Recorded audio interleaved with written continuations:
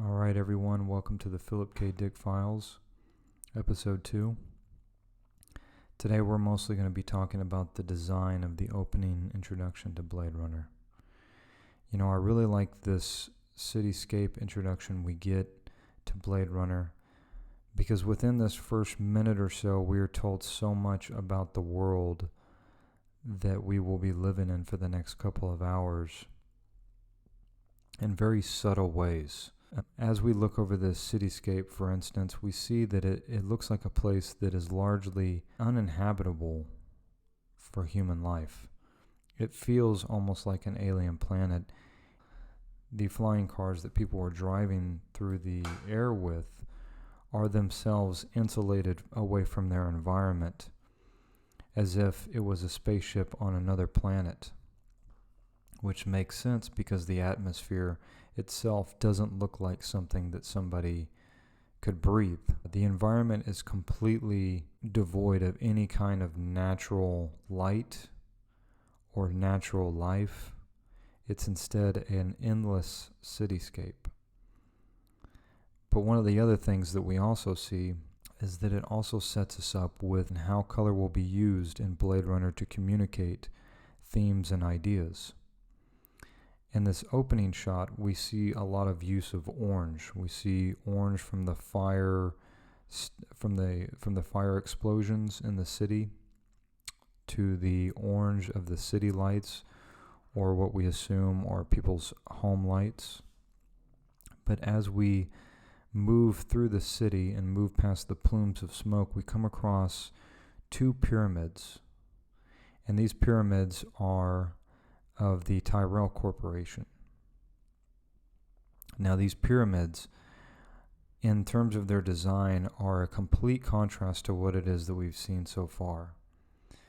As we've moved through the city, we've seen nothing but a squalor place, a dense jungle of concrete buildings with no real individual identity. They all seem to just blend together and all look the same. This contrasts against these two pyramid shapes that show up on the horizon that have light emitting from them from the top of them. They look very much like Mayan pyramids. And as we get closer, we see that the lights on the Tyrell Corporation buildings are now blue. Now, according to the concept designer Sid Mead, this was a very deliberate decision to break down the themes of Blade Runner into two colors, orange and blue. Orange representing natural life and blue representing the artificial life. Throughout the film, we see a lot of use of blue artificial colors and how they contrast against the orange of the environments. In this opening scene, we see the contrast between the orange and blue, giving us some information about the world itself, that the world of the common man, which is represented as the orange, is a squalor place, whereas the world of the corporation, which is represented as blue, almost has a godlike presence in the city. So this is just another brief breakdown.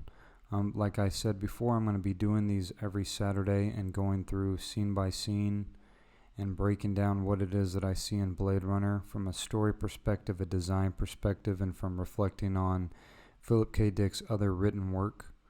This is also a tribute to Philip K. Dick, the author of Do Androids Dream of Electric Sheep, who passed away on March 2nd, 1982.